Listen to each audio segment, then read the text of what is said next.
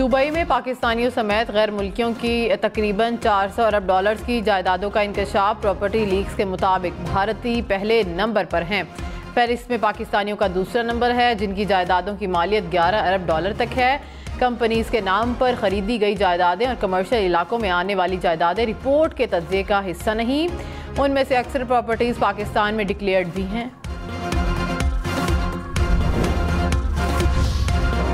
तर्जुमान बिलावल भुट्टो की property leaks पर वजाहत। कहा कि बिलावल भुट्टो और आसिफा भुट्टो की दुबई की अमलाक डिक्लेयर्ड हैं। मौजूदा खबर में कुछ नया नहीं, ना गैर कानूनी है। बज़ाहिर ये खबर है और ना कोई स्कैंडल। बदनीयती पर कार्रवाई को मुतल्लिका फोरम्स पर चैलेंज किया जाएगा। वज़ीर इत्तला शर्जील इनाम मेमन ने कहा कि मेरी तमाम प्रॉपर्टी डिक्लेयर्ड है। इलेक्शन कमीशन और टैक्स हुकाम के पास जमा मालूमात को सनसनीखेज बनाकर पेश किया जा रहा है। ये कोई नई बात नहीं, पहले से सब कुछ अवाम के इल्म में है। शेर अफजल मरवत ने प्रॉपर्टी लीक्स पर कहा कि दुबई में एक अपार्टमेंट का मालिक हूँ। अपार्टमेंट इलेक्शन कमीशन और FBI में 6 साल से डिक्लेयर्ड है। अपार्टमेंट की तस्दीक FBI से भी की जा सकती है।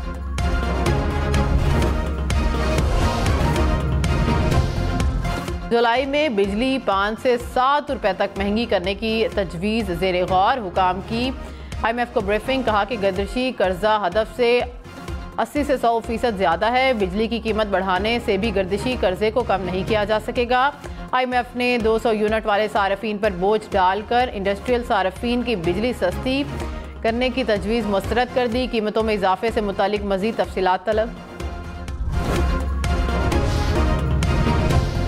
पेट्रोल की कीमत 15 रोज़ में दूसरी बार कम होने का इम्कान। ज़राए के मुताबिक पेट्रोल 13 रुपये 40 पैसे फ़ी लीटर और मट्टी का तेल 9 रुपये 49 पैसे फ़ी लीटर कम हो सकता है। वज़ीर आज़म की मंजूरी के बाद आज रात कीमतों में कमी का ऐलान किया जाएगा। वज़ीर दिफा ख्वाजा आसिफ ने गवादर मंसूबा मुकम्मल न होने की वजह बता दी। कहा कि कराची पोर्ट पर मौजूद माफिया गवादर पोर्ट को नहीं चलने दे रहा। ईरान के अपनी बंदरगाह भारत के हवाले करने से पाकिस्तान को ख़तरा है। आइन तोड़ने पर चारों फौजी आमिरों का एहतसाब होना चाहिए। अयूब खान हुकूमत एक और फौजी आमिर के हवाले करके गया ताकि मशरिक़ पाकिस्तान को अलहदा करने का उसका प्रोग्राम मुकम्मल हो। मैंने अपने वालिद के जनरल ज़ियाउल हक से ताल्लुक़ पर 4 दफ़ा माजरत की। उमर अयूब भी अपने दादा अयूब खान से मुतालिक माजरत करें। जस्टिस बाबर सत्तार ने कहा कि ऑडियो लीक्स केस में मुझे पैगाम दिया गया कि पीछे हट जाओ। पैगाम मिला सर्विलेंस के तरीक़ाकार की स्क्रूटनी से पीछे हट जाओ। धमकी अमेज़ हरबे पर कोई तवज्जो नहीं दी। नहीं समझा कि ऐसे पैगामात से इंसाफ के अमल को नुकसान पहुँचने का ख़तरा है।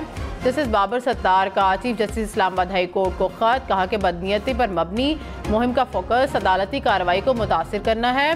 ऑडियो लीक्स केस में अदालत ने खुफिया और तहकीकाती इदारों को नोटिस भेजे थे।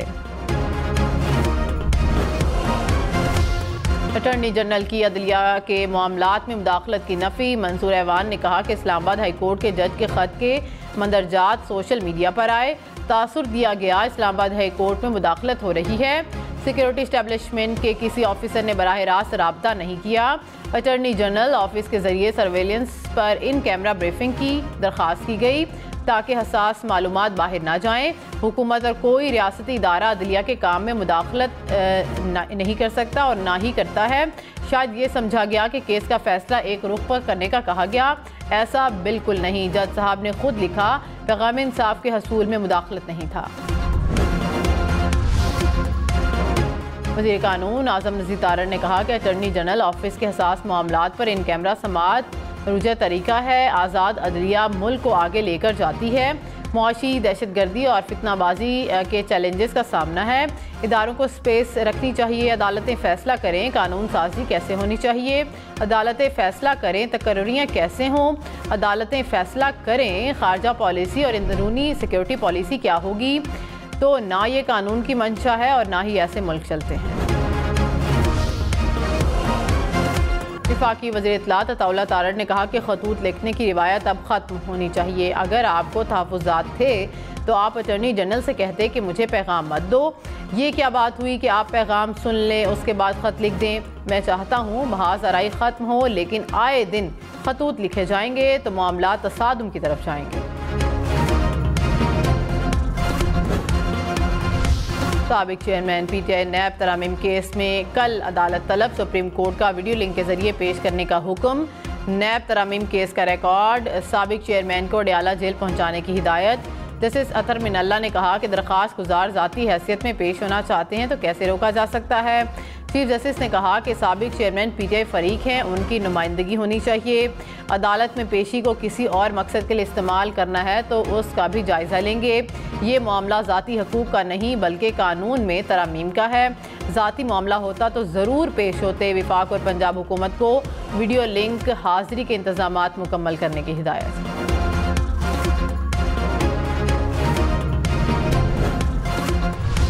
मुआशरे में खौफ या अदम तहफ़्फ़ुज़ का एहसास पैदा करना साइबर टेररिज्म कहलाएगा। कलअदन तंजीमों, अफराद या गिरोहों के मकासद को आगे बढ़ाना भी साइबर टेररिज्म तस्वुर होगा।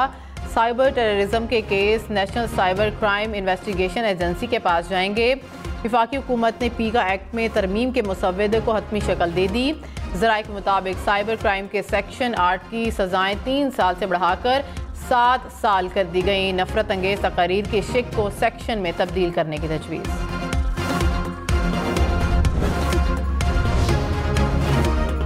कराची में डकैती मुज़ाहमत पर एक और शहरी कत्ल। सुपर हाईवे जमाली पुल के करीब मामू के हमरा मोटरसाइकिल पर सवार तालिब इल्म दौरान वारदात डाकुओं से मुकाबले में जान से गया। फायरिंग से मकतूल का मामू भी जख्मी हुआ। मुज़ाहमत के दौरान मकतूल तालिब इल्म की फायरिंग से एक मुबैना डाकू मारा गया। डाकू के साथी की फरार होने की कोशिश। गश्त पर मामूर पुलिस से मुकाबले में हलाक। आज़ाद कश्मीर में एहतजाज ख़त्म। वज़ीर आज़म शहबाज शरीफ ने कहा कि एहतजाज की आड़ में कुछ लोग अमन व अमान तबाह करना चाहते थे।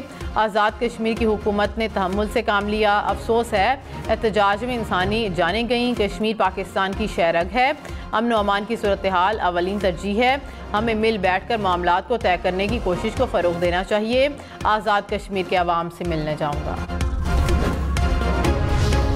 शेख वकास अकरम चेयरमैन पब्लिक अकाउंट्स कमेटी नामजद। सुन्नी इत्तेहाद काउंसिल के सरबराह हामिद रजा ने स्पीकर कौमी असम्बली को तहरीरी तौर पर आगाह कर दिया।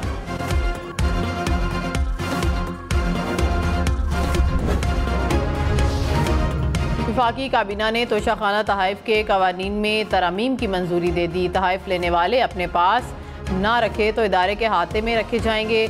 जो तहाइफ पाकिस्तान के कवानीन के तहत ममनू हैं उन्हें तल्फ कर दिया जाएगा। वफाकी काबीना की पाकिस्तान इलेक्ट्रॉनिक क्राइम एक्ट में तरामीम पर मुशावरत के लिए कमेटी बनाने की हिदायत। Appellate tribunal inland revenue rules की भी मंजूरी। ट्रिब्यूनल्स टैक्स से मुतालिक ज़ेर इल्तवा मुकदमात को निपटाएंगे।